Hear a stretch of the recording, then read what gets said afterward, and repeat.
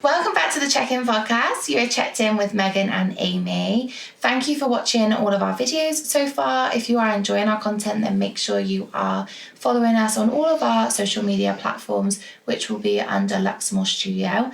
And if you have any questions, feedback, dilemmas that you'd like us to answer, then make sure you're sending it in to us. Our email is hello@luxemore.com, or if you're with us on social media, then just drop us a message. But let's get into the episode. On today's topic, we are going to be talking about the importance of having an online booking system. Yeah, online booking system, websites, like card payments, just all the things that I think in 2023 you should have by now. And because it's so accessible to us, there's no excuse. So, before we get into that, we have had a question come through. We'll answer it and then we'll get into the episode. So, Our question we've had come into us. And by the way, if you have any questions yourself, we love problem solving. Yeah. We will try our best. So, I'm opening a salon. I'm not sure whether I should hire employees or have them self-employed or just work by myself. So, let's unpack. It's hard to know your setup because if you can work just by yourself, is the space allowing you to have employees, or is it going to be they're in on your days off, or whatnot? So hard to get the concept of it. You don't want an empty. You don't want an empty space. Yeah. So if you're there and you have space to fill, definitely. Get others in.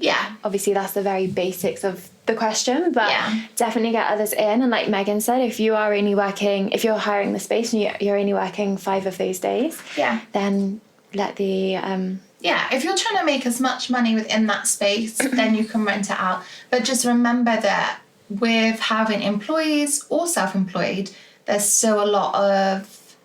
having employees, there's still a lot of pressure that comes with that, and having self-employed... there's still a lot of logistics that you need to work.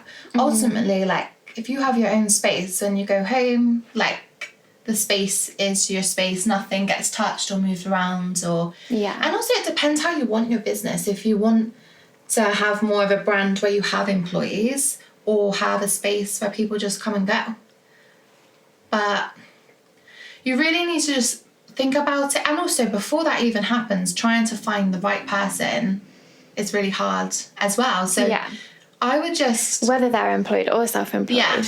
It's tough. It is hard. And how, if they're self-employed, are they getting their clients in? What, are they paying a percentage or a day rate? Or, are they going to respect your space as much as you respect it? Are they going to greet, your clients the way you would want them to be greeted when they come into your space? There's so much to think about with that. I'd say before you even open a salon, at least have some type of game plan of what you're thinking, and maybe move in and just get used to the space a little bit, and how you want your diary to be, because it can give you flexibility having other people in, but also it can do the opposite. Whereas if you're someone that doesn't have set hours, but you kind of just work when the clients... you won't be able to do that as much. You won't be able to be as flexible with your time or squeeze someone in or that type of thing. So it's something big to think about. And are there any, more in on this question, any pros and cons that you would say? Obviously, I'm not in this position, but for yourself, that you would say there is between getting people in self-employed or employed. Is there anything that would make you go one way or the other? Or because obviously you have both. I think when you're employing, the biggest thing is probably the money aspect. I think you need to make sure, even if that person's quiet, that you still have enough to pay them because they are reliant on you. Although, as someone, you know, when you're self-employed, you're reliant to make the money happen. But now suddenly you've been that person, and now on top of that you have an employee where you need to make the money happen for both of you and cover both of them. Whereas if you go self-employed, there's the less pressure of that, but then it's the less control of how your business looks and feels and the treatments that they give and because they're working for themselves, so they'll have their and own. That's their main priority will be themselves and their business. And other things with employees like holiday, like if they're off sick, training, all the things, like you need more of everything. There's definitely, I think, a lot more to cover when you're employing someone. Self-employed is more just making sure that they have the space and that you've agreed on the space and that they somewhat come in line with your business and your values, but otherwise they're kind of their own person. They kind of get to do what they want to do ultimately. Whereas when you have your employee, like you said, you have more control. So you can kind of say how you want the business to look, how you want things to be done. But then it is, I can imagine, I don't know, but I can imagine it's quite hard because there is that thing of holiday and, you know, pay and being on top of all of that stuff, and it is another pressure, especially if you're just starting out like yourself, like in a salon. It's a lot. I don't know. Well, obviously I don't know the answers to these questions, but and also, it is a lot to think about. It's a big thing to think about because it's someone's like livelihood as well if they come in, and also like just work by yourself. Some people do just enjoy working on themselves, come in and go when they please. Not everybody wants like a space of their own. Some people are happy to like work by themselves, like have a like beauty room conversion or whatever it may be. I think what you said is quite nice though, and that maybe go in for like a month or so at least and just see how you feel about the space, how you feel it will work, see when your clients are in need of you and when you want to work, if you want to work around that, and then kind of see. Because like you said, once you start getting other people in, then you kind of have to stick with what you've offered them. You can't really then be chopping and changing to suit you. It's hard, isn't it? So much more goes into play, I think, with the employed. Self-employed, everything has its benefit, like their pros and cons. So whatever you decide just has to be right for you as an individual. But I would probably just go in, try it on your own. Obviously, if you're looking to open a salon, people's idea of salons can be so different. Like a beauty, like a what is it called? Like in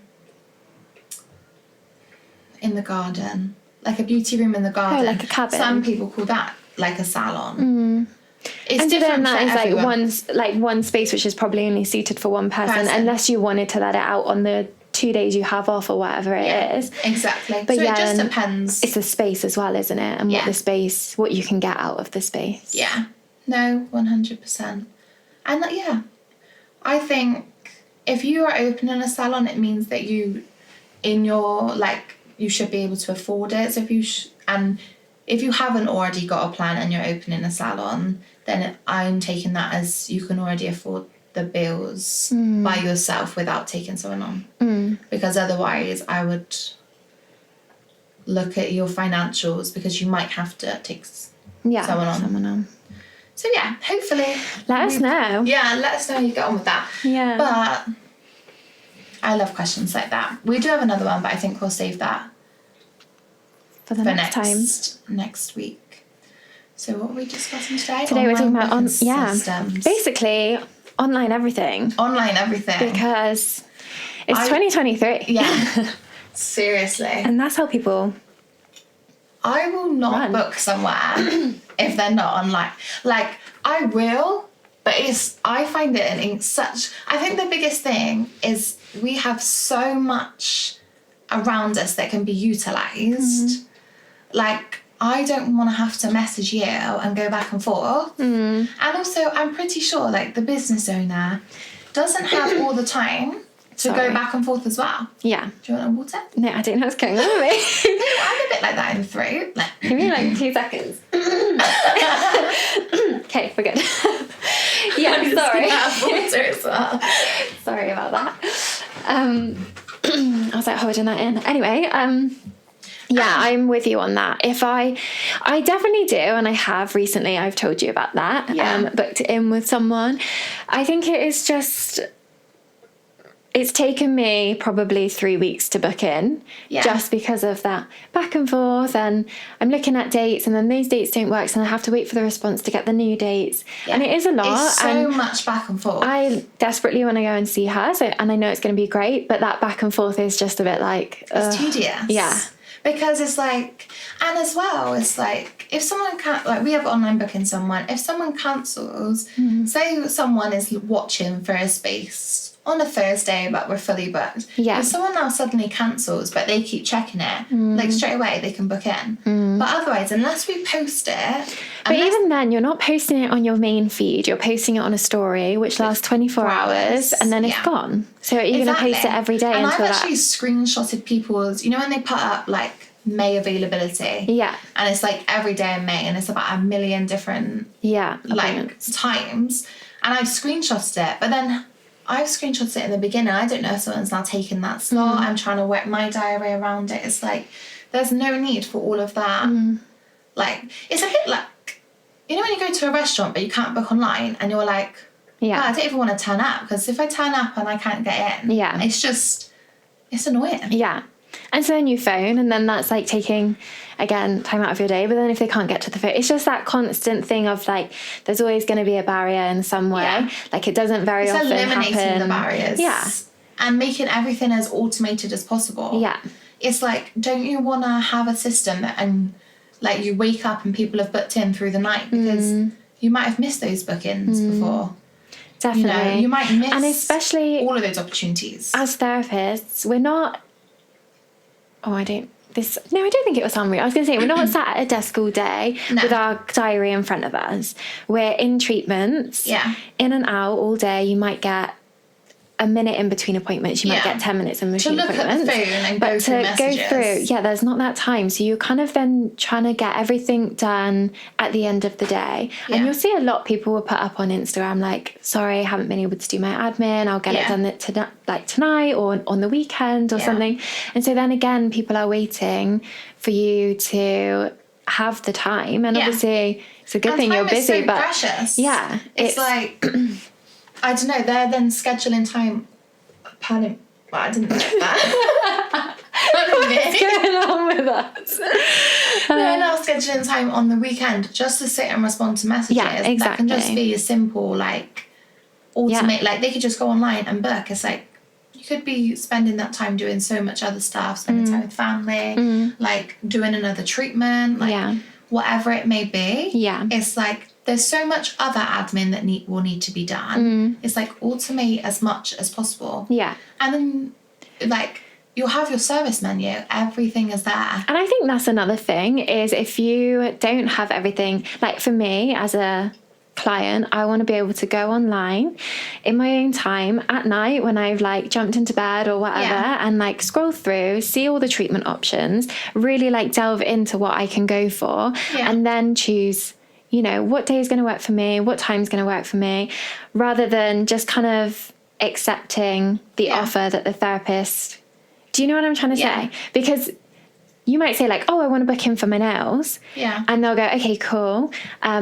I can book you in at this time on this day. Yeah. And eventually you'll come to an agreement. But then if you were looking online, you might see that they do like nail art or they do more of like a luxury service. Yeah. And so then if I have the time to go through and see what the options are, I'm more often than not going to go for something a little bit more